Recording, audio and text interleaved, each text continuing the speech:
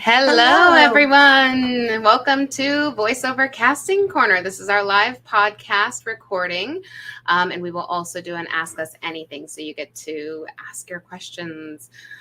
Feel free to put those in the chat at any point, and we will get to those shortly. My name is Kelly Moscinski. I'm the owner and head of casting here at the Voicecaster. And I'm Kathryn Horan. I'm the senior casting director here at the Voicecaster. Excellent. So today our main topic is going to be all about slates. To slate or not to slate? That is the question. So what is the deal with slates? It used to always be a thing where you had to slate, right? You always have to slate. It was just part of it. And now, not so much. It's not always a part of it anymore. Right. So often we find that we're asking you not to slate. So it's one of those things where obviously paying attention to the instructions, always paying attention to the instructions, and then just making sure that you're following whatever the casting director, your agent, the producer, whoever, follow their instructions on what they're asking for. So that is one of the first things that we hear when we are listening to auditions. It's if you slate and we asked you not to slate, probably going to skip your audition. Yeah. Now we have to take the time to take it out. Yep. And vice versa. If you didn't slate and we needed a slate, well, I can't add one in for you. So you have to really make sure you're paying attention and doing what is asked. I have also been seeing some agents like tail slates. Mm-hmm. So it's like you have to do what people are asking. Have to read the directions. Always. I can't stress that enough. I know if you receive audition invites directly from us or even through your agents, you probably think, oh, the template is always the same. It always looks the same. I have a good idea of what Voicecaster wants. Please still look at the instructions, because it doesn't matter how consistent we are on things. There are going to be projects here and there that are different. Mm-hmm. So always paying attention. And slating, pre-COVID, talk a lot about pre-COVID days. When everybody came into the studio, it was, we always had you slate for multiple reasons. One, so that you were introducing yourself on your audition, but also so that there was no confusion on who was who. I will openly admit that there were a few times when a director didn't have somebody slate. They walked out of the booth, a couple more people recorded, and then all of a sudden we go back to this file and it's like, oh my goodness, who was that? That is not something that happens now, because theoretically you are saving your own files. You're putting your name in the file name and or slating if you need to, but it was a thing. So we always had everybody slate. And we did have a few clients who had a harder time getting past the slate. So instead of just forgetting about the slate altogether and not doing it, we would actually have our booth directors re-slate for everyone. So then the slate is consistent. The client has to listen past that and get into the copy. So with that, it was a little more of a level playing ground for everybody, because nobody's judging you on your slates. It's going, based on the engineer. And funny enough, I actually had an engineer book a job because the client was like, "Ooh, we love the voice of the person who's slating." True story. So that happens. Things like that happen sometimes. We've had all kinds of crazy things happen. But a slate did that. And slates really can tell us, who you are. It can give us an insight into your personality. Mm-hmm. If you sound bored, we're like, oh, okay, this is just another audition. They don't care. They don't. Does your slate interest. Sound like a question and we're not sure you know who you are? Kelly Moscinski? Is that who I am? It happens. Mm-hmm. You might be laughing right now, but it happens. And we hear some crazy things. It's like we we've heard it all. I'm sure at this point we've heard it all, though we do get some surprises still. But also another slating story with animation. We were casting an animated pilot several years ago, and we have everybody for any, character stuff as far as animation, video games, things like that. We do have everybody slate as themselves and then do the character voice.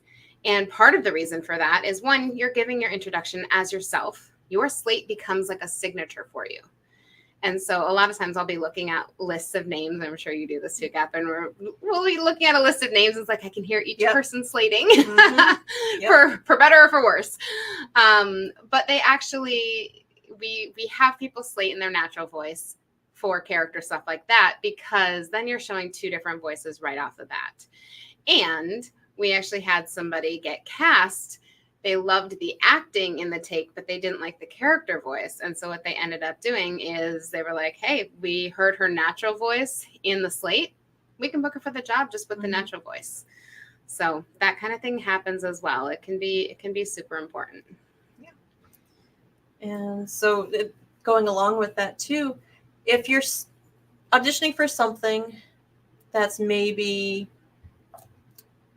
more specific, like if you're reading something that they're looking for a British voice, but you're not British, slate with a British accent.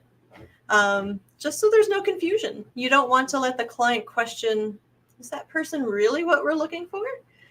So things like that. If you're trying to come off as maybe something that you're not naturally, you weren't born there, or, but you can still do that accent, or you can put that voice on her. If you're a 40-something adult, but you sound really young, you can do a teenager type voice naturally, or maybe slate more in that younger voice, just so they're not questioning, is that person really 18? I don't know. Or is that person really British? Yeah. So things like that, it's a little more undercover. You want to hide your true identity. Yeah. Just so there's no confusion. Yeah, accents for sure. It's like, especially for commercials, it's like if we're casting for an authentic British accent or whatever the accent is, for sure, like don't pretend. Give them any reason and to then question you. When you book that job, walk into that session and use your British accent. Yes. Obviously, if it comes up, you can have an open conversation with the client. You don't have to lie to anybody, but you just don't want people. Don't open that door. Yeah, you don't want them second guessing you. Exactly. You want to keep that under wraps. Exactly.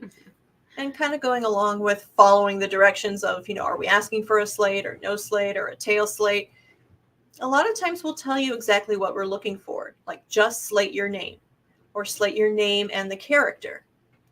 You don't need to give us any more information than that. There are some actors who like to give their whole life story. They'll tell us their name and the project and the character they're reading for, and it's like, no. Your name is fine. Don't give any more than you have to. So paying attention to that as well, and just keeping it short and sweet. Don't turn people off because your slate is too long. Keep it easy for yourself is really like, you don't have to slate take numbers. You don't have to put in the little beeps. You don't have to do any of that. Keep it simple. Exactly. Your slate is like you're reaching out your hand saying, hey, nice to meet you. This is, this is who I am. It should just be confident, friendly, have a smile, and most importantly, put a period at the end. So there's no question marks, and you're not going to be like, most of the time, you're not going to be like overly excited about, introducing yourself, but keeping it very friendly. It's going to be more of your personality than professional. And then the next question we often get with slates is, well, should I adjust my slate to the tone of the script? And my answer is always no. Keep it as you. So even if you are like doing a PSA that's a little more heartfelt or heavy or serious, your slate can still have a smile. It can still be you and warm and inviting. Now, if you're doing something that's a little bit more intimate, you might want to bring the volume level down so that you're not screaming your slate and then you're doing this on the microphone, right? So you might want to adjust for that. But otherwise, your slate's going to be pretty consistent. It becomes a signature for you. It's something that we hear in our heads. Yeah. Like I said, for better or for worse. And clients will hear that name too, and they'll get familiar. Oh, that person, I like them. They'll get to know you too. Yeah. All right. So what do you do if there's no instructions on a slate at all? Let's say they give you no information, which happens a lot. Your agent doesn't give you any information. The client doesn't give you any information. That's always a tough one. And my kind of thought is I'd rather have a slate and need it than not have it than to not have it and to need it. Yep. So it never hurts to throw one in if you're not sure. But you also probably can't get penalized if you don't have one at this point either. I don't know. What do you? It's so common. I agree. I would say I would much rather have to take somebody's slate off because it wasn't clear. And sometimes that's like on us. Like we'll have typos sometimes where it's like in one part it says slate and one part it says don't slate. I would much rather have the slate and be able to remove it than to need the slate and not have it. Because I'm probably not going to go back through old auditions and stuff to find your slate. And obviously if it's a mistake on our end or the client's end or your agent's end, nobody's going to penalize you for that. So don't stress about that. But yeah, that is a thing. And, you'll also hear some conflicting information when it comes to other genres. Mm-hmm. So sometimes with like animation, you'll have casting directors who want you to slate in character. If that's the case, do what they're asking. Always do what they're asking. It doesn't need to be like, well, Voicecaster told me to slate as me. It's like, well, no, if that's not our project and the casting director asked you to slate in character, then you better slate in character. Exactly. So, it's all about instructions. Mm-hmm. It really is like so much of it. And every day I'm just like, oh, I wish people would just follow the instructions and try to write it all out. And I know it's a lot. And I know it's a lot. It can be overwhelming. Sometimes they'll send you pages of direction and you're just like, wait, what? Yes. What's going on? But so much. Yeah. Don't want to alienate anybody because you did something wrong. That was right there in the instructions. Yep. Yeah. Awesome. All right. Well, let's see if we have any questions on slating or anything. So let's see here.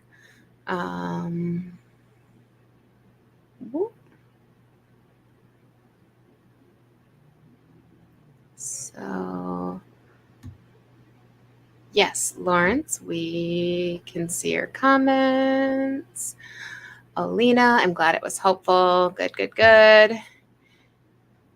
And then no actual questions. So great. So we had some questions that were pre-submitted. Do you want to start with one of the ones that you had? Oh, let's see. This is a good one. Do you guys book people for paying jobs or just provide classes? So it never ceases to amaze me what people think we do or what, they don't realize the range of services that we offer here. I mean, yes, we primarily are a casting house. Voicecaster, it's kind of in the name. So yes, casting is our reason for being. That's our bread and butter, our reason for existing. But we offer a whole variety of services in addition to that. So we do offer classes. We do demo production. We offer a VO and Go service where you can come in and record your auditions, get some light direction from one of our casting directors, and then we send it off. And recording services. We have a recording studio that you can rent out if you book a job. So we offer a little bit of everything. But it all goes back to the casting. The casting really is why we're here, and all of those services help us out in the casting department as well, because it's all chances for us to get to know you, the actor, and what you do well, what your strengths are. And so all of that helps us out on the casting side too. Yeah, I mean, Voicecaster was founded in 1975, so we're gonna be 50 next year, which is awesome. Crazy. And I mean, it was just like it was a hole in the wall, one booth, so that we could just do casting. So it's like casting is our primary function. And then we added on recording studios so that as we cast the voice, the clients could record in our studio. And then it just kind of expanded from there. And we offer a ton of actor services, like all kinds of things like Kathryn just mentioned. And, we have such a lineup of workshops in all the different areas. We have seminars. We have our digital VO training. We've already released the basics of VO. So if you're brand new to VoiceOver, we have that available. And I'm super excited that we're closing in on launching our Finding Your Authentic Voice, which is an exciting digital package as well, with a bunch of training videos just on finding your authentic voice. So it's like we are offering all of these things for actors in collaboration. It's really like, if we can help you do your job even better than you already do, then great.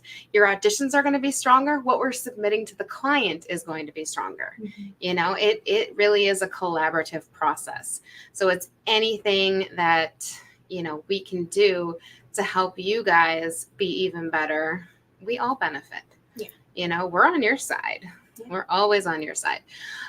So yeah, we have a ton of actor services, but our primary function is casting. It all leads back to casting. And yes, people book jobs with us every day. And they're all paying jobs. All paying jobs. Unless the occasional pro bono thing. Yes. But for a good cause. And Kelly does a good job of fighting for you guys too, making sure you're getting reasonable rates. So we're not going to ever send anything to you that is, kind of insulting. Constantly negotiating. And if it is lower, I usually try to include a note of why it's lower. Either it's a PSA or it's something that we're working on pro bono, and that kind of a thing. So yeah, it's all paid jobs. We're not here to take money from we're not actors. here to rip you off. There are a lot of things, we'll get phone calls sometimes and people will be like, tell me about your voiceover school. And we're like, I wouldn't call us a school. We offer some workshops, and we have expanded that over the last few years, just out of demand. But we're casting directors. That's what we do. That's what we know and love. And all of our training and other services, it's coming from the casting perspective, which is something a little bit different than what, you're going to see training and working with other. A lot of coaches are voice actors. So you're getting the acting side of things, which is important too. Absolutely. It's important to get both of those sides. Yeah, for sure. Yeah. Good. All right. Yeah. Let's see what we have. All right. So Alex said, can you kind of go over the talent mandatory, such as session fee, usage fee, deliverables, etc.? Yes, absolutely.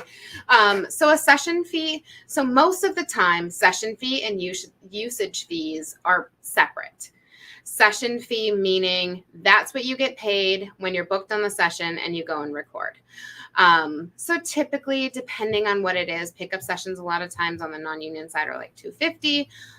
On a full session fee is usually like $500 for up to 2 hours. That typically is everything recorded within those 2 hours. Sometimes session fees, especially on the union side, if you're talking SAG, session fees are per spot. But on the non-union side, it's typically for everything recorded within 2 hours. So at the bare minimum, you are going to be getting a session fee. Usage is never guaranteed. So it's just like on camera where it's like you might get cut. You might not make the final spot.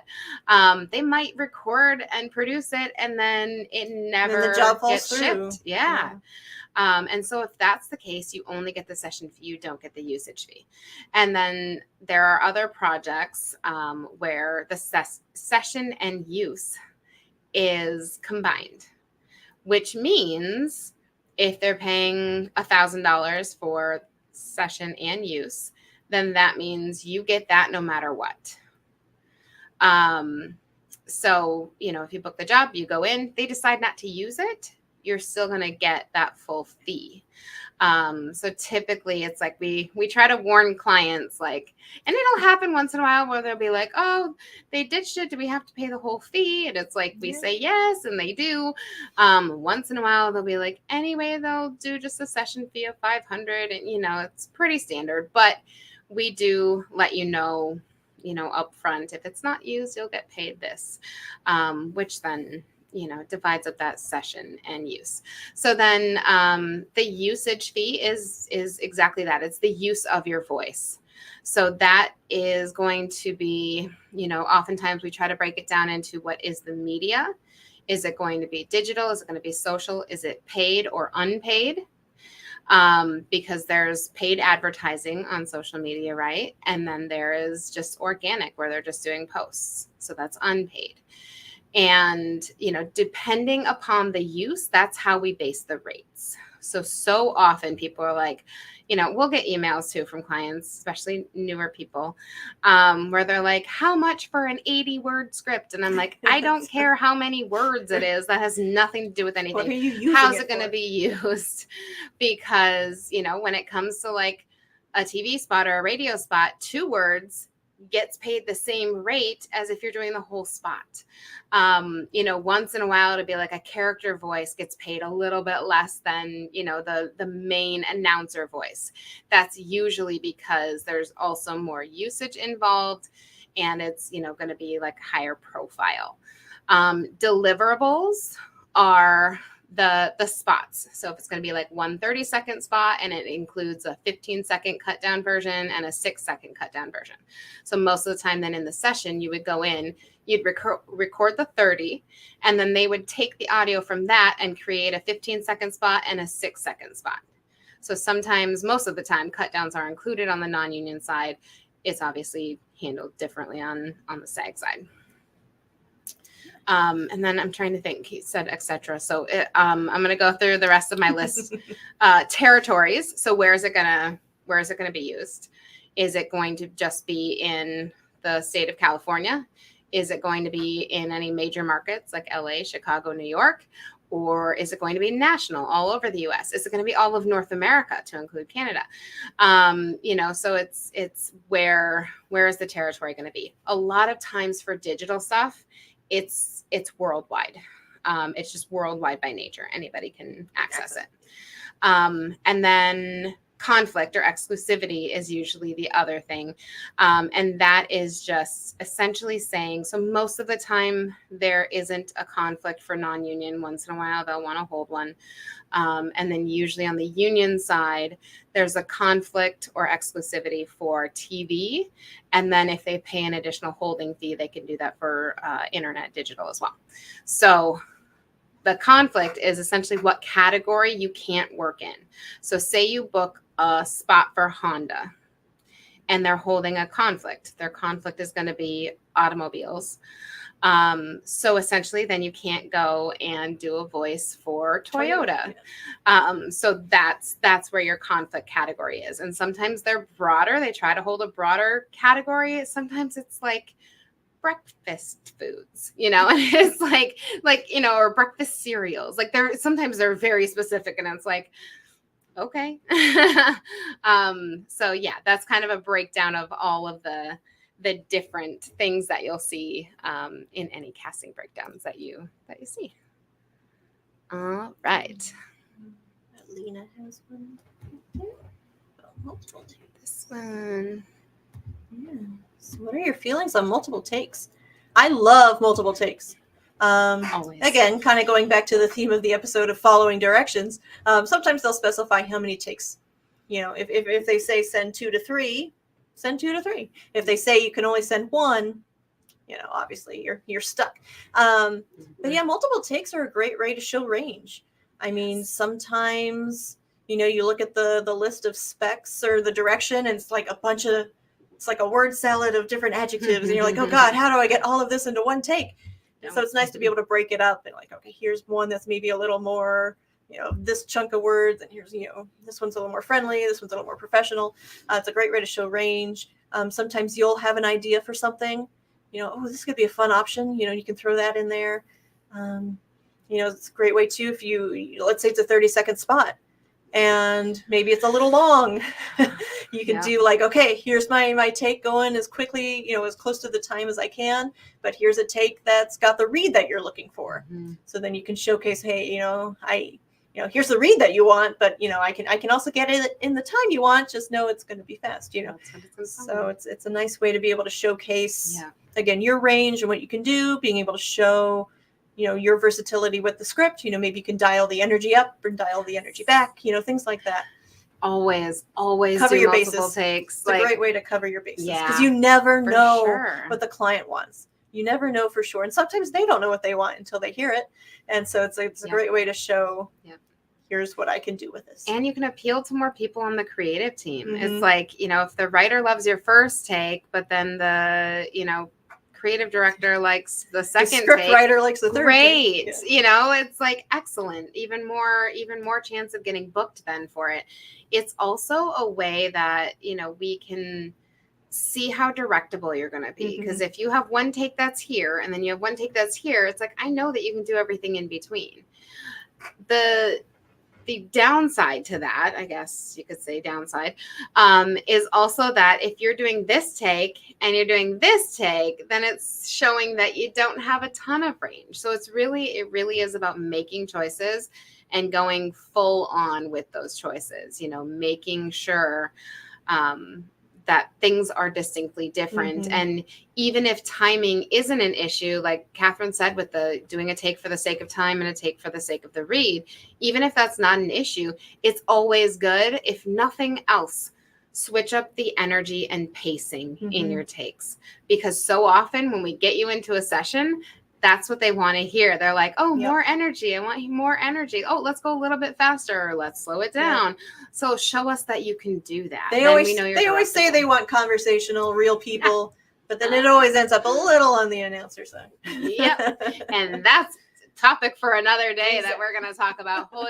Wow, we could talk about that for hours. Right. The difference between the audition and the final product spot. Oh, gosh. Always.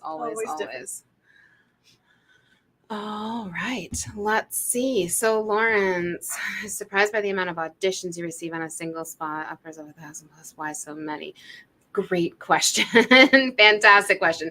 So the way we work a little bit differently than other casting houses. So we do have an internal roster. We do have people that we know and work with who get auditions directly from us. So we do send to a handful of people on projects that we know that they would be good for, and we want to make sure that we get them on it. We also send out to select agents. So we do vet agents. We don't just send to anybody and everybody. There are agents that I have taken off of our list over time for various reasons. So we are select in who we send to. Some casting houses just send to every agent in the US, all of the regional agents, every major market, that kind of a thing. So that obviously makes the numbers go up. So what we find is that typically, on average, I would say we get between 300 and 800 auditions for any project. There are projects, plenty of them, where we end up with 1,200, whether that's a single voice or 4 voices. It can depend. And sometimes that's just a matter of the agents not vetting the talent, the talent getting it from their agent and not being right for it and still auditioning for it. And then we end up getting it. Sometimes it's, we try to limit how many submissions we get from agents, and some agents are great about only sending us their top 5 to 10, and some send us their top 50. And if you're casting for something where they want men and women, 20s to 50s, I mean, that's such a wide most net. Of the people in town. So. Yeah, such a wide net. So that's really where it comes from, is how big of a net that we cast. And then also, just knowing, and I can give you some numbers even just to kind of, show you, like, so 1,200 auditions. Out of those 1,200, on a project I had a couple weeks ago that had 1,200 that I was talking about, there were about almost 100 that just didn't label correctly. It wasn't submitted correctly. So we put those bye-bye. If there were late submissions, if an agent submitted late or talent submitted late, put those aside. They can be used for backups, but I'm not going to give them priority because they weren't even on time. And then from there, that's when we go through, and if they slated because they weren't supposed to, I put those aside because we don't have time to edit. Nope. And then we start listening to those 3 to 5 seconds. You get 3 to 5 seconds. And we can tell sometimes from the first word if you're going to be right or not. Sometimes I just look through the list of people and get rid of people because I know they're not right for it, just because I know them. So, it's a combination of actors reading for things that they shouldn't and agents submitting too many people and people they shouldn't. That tends to make the numbers go up, which is also why we have an internal roster so that we can be very selective and not waste everybody's time, because it's not just a waste of our time. Like I feel bad when actors don't fit a spec and they're spending time doing the audition, yeah. All right. Sure. Here we go. Is it best to submit auditions earlier than waiting to the last minute? And yes, Chad, yes. Always. Don't be a procrastinator. I mean, sometimes obviously, life happens. You don't have, and so many things are such a quick turnaround. You might not have time to get it to the last minute, but it's always best when you can to submit it as soon as possible, just because sometimes your agent or the casting director, might be submitting it to the client as they come in. So maybe the client is listening, ahead of the deadline. So they might choose somebody before you even record your audition, if you're one of the last to submit in. So you just never know who's listening and when. You never know if your agent maybe gets their quota and they're sending it off, maybe before the deadline. So it's never a good idea to wait till the last minute, just because you never know what's happening with that audition. So better to get it in sooner than later. I feel like we get emails all the time as well where people are like, "Oh, I'm trying to upload it, but it's not uploading. It's going to be a couple minutes Technical late." It's issues. like, well, why'd you wait until the last minute? But things do happen. Like there could be a tech issue, and maybe you've got to fix that, or or maybe some agents give feedback. Maybe you submit it to your agent, they'll listen and give you some redirects. So you want to allow time for all of those things as well. Yeah. Do it early. The earlier, the better. And there are some projects for us too where it's like we have it due at noon the next day. However, the client is in a rush and they're like, "Hey, can you send me the first batch tonight and then send me the rest tomorrow?" Well, going back to that, say we're going to get 300 auditions for this project. And on our projects, I mean, we're submitting, sometimes it's 5 people per role, sometimes it's up to 30. So it's one of those things where, get it in, because if I have to submit the first 10 tonight and another 10 tomorrow, well, there's going to be fewer to choose my 10 tonight than there is tomorrow. So it's also like your chance of getting into that first batch then is also, higher. So. And then of course you can always, if you're talking to your agent, so that's obviously, if you're submitting directly to us, submit as soon as possible. You can always ask your agent too, like, should I be sending to you as soon as I get it? Because some agents will be like, don't worry about it. I don't send it until the deadline. I mean, that'll tell you a little something about that too. But open up those lines of communication with your agents always. All right. And Susie, where can we find specifics about the usage of renting a PC studio? So our studio rental, we offer a few different session types here.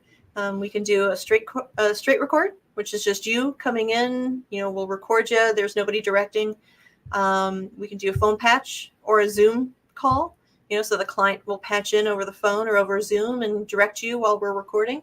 Or there's Source Connect, where we're connecting to another studio. The actor's here with us, but the studio's connecting and recording on their end. And those rates, our standard studio rate, it's $80 for every 30 minutes. And we do have an actor rate if you have to pay out of pocket. Let's say you book a job on your own and you have to pay for it. We do have an actor rate for that. And you just reach out to us. You can call us or email us, and we'll check our schedule, and hold time for you. Just let us know what day you're looking at, how much time you want to hold, and we get you on the schedule, and Yep. all the sessions come with an engineer, so you're not running the equipment or anything yourself. Yeah. And we send the files wherever you need them to go. Yeah, and we break our actors rate down into 15 minutes. So even if it's like the client wants you for 2 hours and you only record for 30 minutes, we're only going to charge you for 30 minutes because we just charge you for the time. we want to make it as easy as possible for you. And then if you also, if you have a client who's asking for, what kind of microphones do you have? What are your studio specs? We have a spec sheet, so you can just reach out to us and we can send you what we have so that you can let the client know, like, here's what the studio that I go to has. And that's usually all you need. Yeah, nice and easy. And we're usually pretty available. Like, we're not usually booked solid, so. Yeah. All right. Thanks for, you're welcome, Alex. Looks like that's it. Excellent. All right. Want to go back to some of our Yeah. We have a couple other questions that were submitted previously, so we'll answer a couple more of those. If you guys have anything else, feel free to put it in the comments, and we'll get those before we wrap up here in the next 10-15 minutes. Let's see. Thanks, Alex. Alex, any entry-level type job openings at the Voicecaster? Eventually. So yes, we are working on our renovations right now. And once those are done, we will probably be adding to our team. So reach out, check in. All right. And Alina, you offer coaching? How far in advance? Yes. So we offer two types of coaching. So private coaching, you can get the sheet from us if you'd like of which one of our casting directors here offer private coaching, and you can set those up with each of us directly. We have varying rates, schedules, all of that. So you can reach out for that. And then if it's for like an audition that you got through your agent, we call that VO and Go. It's our audition recording service. It's $10 for 10 minutes. We do have availability Monday through Friday, so you can just call or email us to set up a time. And then you can come into the studio. We will record you, give you feedback, redirect you, do all of the editing, email it or upload it wherever it needs to go. Yeah, for that, I don't say we've got coaching with that. We do expect you to come in prepared. Do your practicing at home, try and make your choices there. But you come in, we'll give you some redirects. We'll make sure everything's sounding good, that you're on the right track. Yep, absolutely. So that's something that we offer regularly as well. So kind of two options there. Let me see. I just want to mention what I have to say.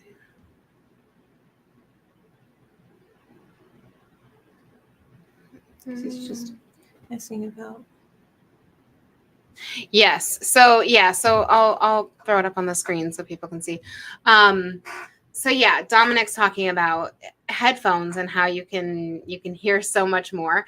I talk about this all the time with people because it really is a matter of when you have headphones, you are hearing way more than we ever will. Some people are listening on desktop speakers. Some people have earbuds in. Some people are listening in the car. Some people, it's like you have no idea. They might just be listening through their phone. Mm-hmm. You have no idea how people are listening. So don't stress. Panic about how it sounds. It's also an audition. It's an audition. Yeah, it's not the job. So. And even when you're recording, it's like you're going to hear some mouth clicks and stuff that might distract you because you're literally in your head listening. But some of that stuff, a lot of that stuff doesn't even translate into the recording, so you don't have to stress about it. All right. Excellent. So this question, I think I have some natural talent, but I don't know what to do with it. So we get those kinds of calls all the time. People like, I always hear I should get into voice acting. What do I do? Or, I've always wanted to do this. This looks like fun. What are my next steps? And, definitely classes are always the best place to start out. Train. Yeah, you'll learn about the industry. You'll learn, what your strengths are as a voice actor. You'll be trying all types of different styles and reads, and you'll find out, hey, maybe this could be a good fit, or, maybe this is more work than I thought it was going to be. Maybe it's not for me, those kinds of things. So definitely classes, training, That's the best way to get your feet wet. Mm-hmm. Try it out and see if you like it. Test it. How can you see if you have any skill or talent in it if you don't try Exactly. it? Nobody's going to book you on a job so that you can try it, unfortunately. So you have to take those other avenues. And, we hear all the time, like, oh, I love reading books to my kids. I do all the voices. And it's like, okay, that's great. And your kids probably love it. But on a professional level, this is a career. It is a profession. And so, you gotta take it seriously. You have to just jump in, take a class, even if it's a 1 day, just kind of quick intro thing, just to learn a little bit about it. And our classes are a safe space too. So you can feel free to come and, try things out and we're not going to beat you down or ridicule you in any way. Ask questions. We're all about just ask questions. That's why we're here. That's why we do this every month, so that you can ask questions, because we want to help. We want to make the whole process smoother for everyone. All right. And so last question then. What is an ABC and how do I handle it? So this is something I have this happen in sessions from time to time. When a client will tell the actor, okay, give me an ABC of this line. And that simply just means give me 3 in a row. So you're doing 3 takes of that one line. And sometimes the actor, they'll do a set of 3, and then the client doesn't immediately chime in. So then they keep going. And it's like, no, just stop at the 3. Because nobody's saying anything, but they might be discussing things. Maybe the engineer is waiting to get feedback from the client on what they want to do next. So I know it's weird. You get that awkward silence, but don't feel like you have to fill that silence. If they just ask you for 3, just do 3, and then wait for them to tell you what to do next. Don't give them more than they asked for, because sometimes they've stopped recording, and if you keep going, it's like, oh crap, I'm missing those takes. And maybe those were really good and they didn't get them. So then you'll inevitably give them the best one yet. Oh, definitely, when they're not recording every time. So if they ask for 3, just give them 3. And that's what ABC means. If you're new and you haven't heard that before, give me an ABC. It just means do 3 in a row. ABC 1, 2, 3, and 3 in a row. That's usually how they're referred to. Yeah. But just give 3. Don't feel like you've got to keep going just because nobody's saying anything. That happens a lot in sessions. And I was like, you know what? Yeah. Should let people know. You don't have to keep going if nobody immediately chimes in to give you feedback. So. Yep, absolutely. And then along those same lines, it's, what do you do or say when a client is happy and then asks you, the talent, is there anything else you want to try? Yeah, I hear that a lot in sessions too. We're like, all right, oh, this is great. Hey, anything else you want to try with the script? And don't ever feel pressured to I feel like sometimes that puts a lot of weight on the actor, like, oh crap, I got to come up with something amazing and brilliant.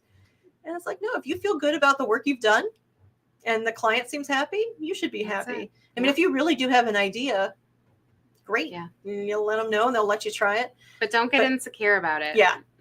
And don't feel pressured to come up with something. If you're happy, just say, no, I think we got good coverage. It's not that part of the interview where you have to ask a question. Like, do you have any questions for us? And then you have to ask a question about, to seem interested. Yeah. You don't have to do that here. You do not have to do another take, especially if they're happy. Their reason for doing that most of the time is just a collaboration. They want to make sure that you're feeling good about it. That sometimes it's like, if they're like happy with it, but then they have this inkling of like, well, I wonder if the actor has something else they want to do, if it's feeling good and you're like, hey, if they think we've got it, great, then good to go. Who am I to say they don't? Yeah. Exactly. And that goes kind of an add-on to that is also being careful not to, when they're like, okay, that's great, thank you so much, have a great day. I've seen people then say, could I try one more? Yeah. And then all of a sudden it's like, oh, the client had it, they were happy, and now you've made them second guess themselves. Yeah. Just be done, happy, thank you, I'm here if you need anything else, have a great day. And get out. I see that a lot on shorter sessions where they come in, they just knock it out and they're done. And the actor's like, wait, that's it? And that's okay. Not every session has to be hours long, or you've got to do everything 1,000 times. Like sometimes, if you're doing what you're supposed to be doing, if you're giving them what they're wanting, Yep. Yeah, you might be in and out. Yep. And Those are that's the okay best too. sessions. 10 minutes. Right? You're still getting paid the And- same. Yep. Take that money and run. Yep. All right. And Alina said, timing question for a 30-second spot. Sometimes my take will be exactly 30. Is that too long? No, that's totally fine. That's totally fine. And honestly, it's like if it's a 30, most of the time, like give or take 5 seconds is okay. So yeah, that's totally fine. Not too long. Sometimes they'll be specific and be like, we need this 30-second spot to come in at 28. Obviously, if there's something really specific on the script, make sure you're doing at least a take in that specific timing. But if it's a 30 and you're coming in at 30, great, you're good to go. Mm-hmm. Awesome. All right. Excellent. So that was all of the questions that we had pre-submitted. I'm not seeing any others in the chat, so we will wrap it up for today. We have our next one set. Yes, we for do. And I don't have for July. I think it was the last week of July. Yes, and we're going to do a 10 a.m. We're going to do an early one because I know people from around the globe want to get in on these as well. So we do keep switching up the day and time just to make it fit for people, but we always have them recorded. We will have them on YouTube and on Facebook, so you can always watch the replays. And you can comment on any of our stuff with any questions for next time. If you can't make it live, you can always email us with questions as well. So thank you all for joining us. And we will see you next month. Thanks.